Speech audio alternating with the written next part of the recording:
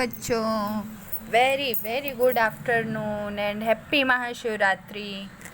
आज हम महाशिवरात्रि के पर्व पर महेश्वर जी के ही शिव जी के ही कुछ संस्कृत के व्याकरण पढ़ेंगे। चलिए हम देखते हैं क्या है ऐसा। आप लोगों ने सुना ज़रूर होगा महेश्वर सूत्र, महेश्वर पाणिनि सूत्र। तो महेश्वर किसका नाम है? शिव जी का।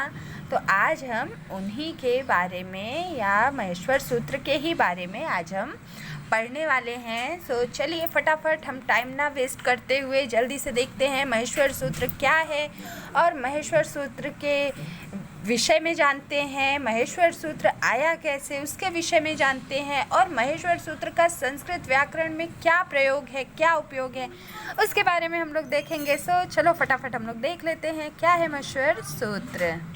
तो आज हम देखेंगे महेश्वर सूत्र वो क्या है। सबसे पहले हम महेश्वर सूत्र के बारे में देखते हैं। महेश्वर सूत्र शिव सूत्राणी या महेश्वर सूत्राणी को शिव सूत्राणी या महेश्वर सूत्राणी को संस्कृत व्याकरण का आधार माना जाता है।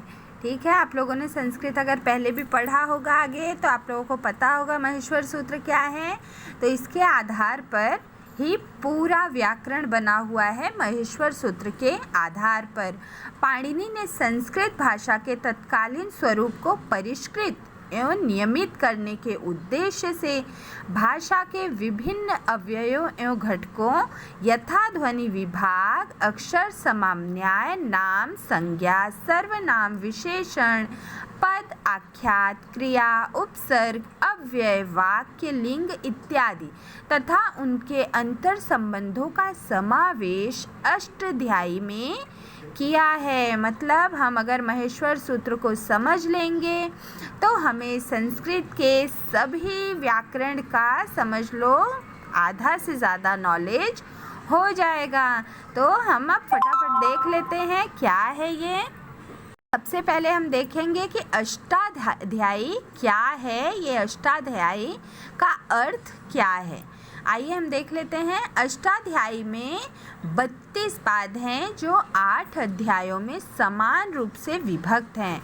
व्याकरण के इस महनीय ग्रंथ में पाणिनि ने विभक्ति प्रधान संस्कृत भाषा के विशाल कलेवर का समग्र एवं संपूर्ण विवेचन लगभग 4000 सूत्रों में किया है, जो 8 अध्यायों में संख्या की दृष्टि से असमान रूप से विभाजित हैं।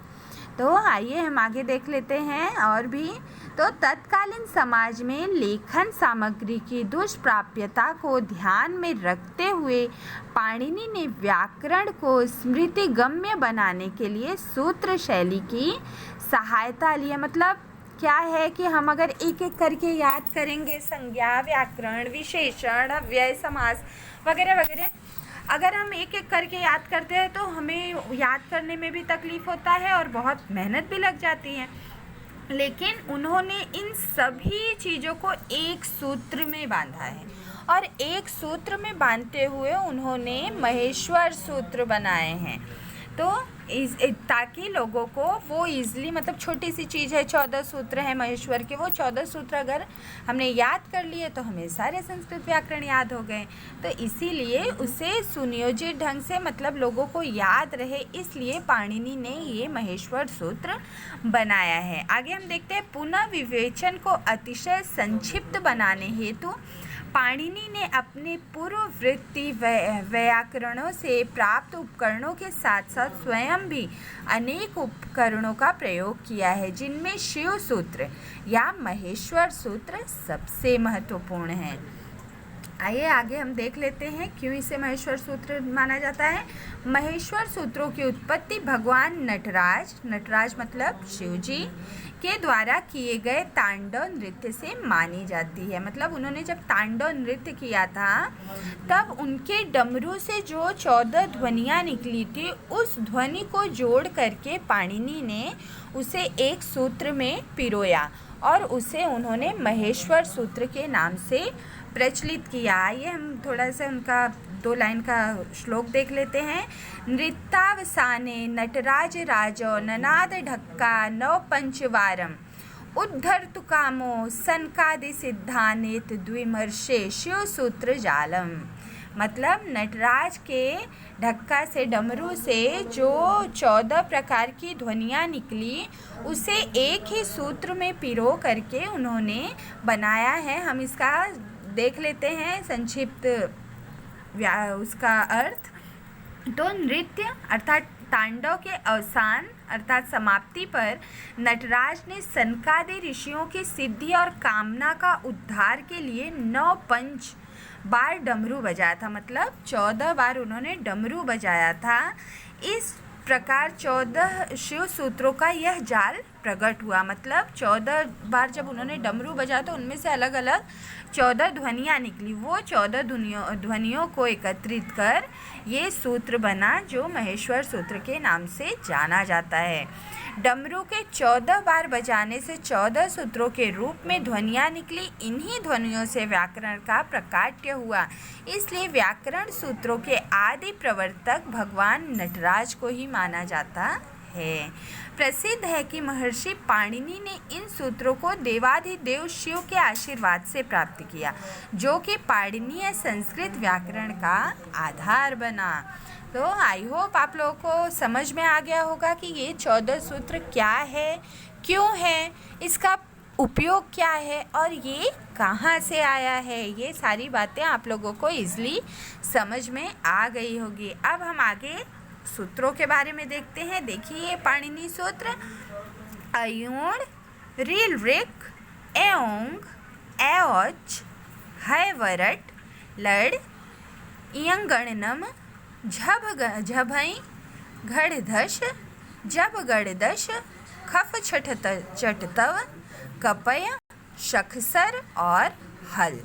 इस तरह से ये 14 महेश्वर सूत्र शिव के डमरू के ध्वनि के द्वारा निकाले गए थे। अब हम एक एक सूत्र को ध्यानपूर्वक देख लेते हैं। देखिए महेश्वर सूत्रों की कुल संख्या 14 है, जो इस प्रकार है। इसे आप लोग अच्छे से नोट डाउन कर लीजिएगा और याद कर लीजिए। एक बार अगर आपने याद कर लिया, मैंने ये सूत्र 6th स्टैंडर्ड में याद किया था और मुझे आज भी ये सूत्र बहुत ही अच्छी तरह से याद है।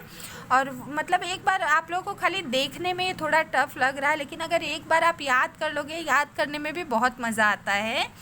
गाने के थ्रू हम पूरे सूत्र को याद भी कर लेते हैं और ये हमारे लिए इजी भी हो जाता है और इसके थ्रू हमारे लिए पूरा ग्रामर बहुत ही इजी हो जाता है। तो आइए देखते हैं।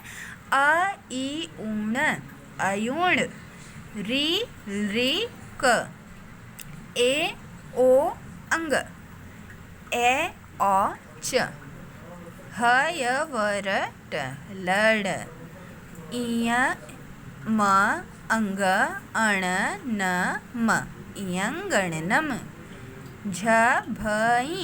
झभई घड़धश घड़दश जब गड़दश खफ छठ थ चट तव कपय शखसर हल।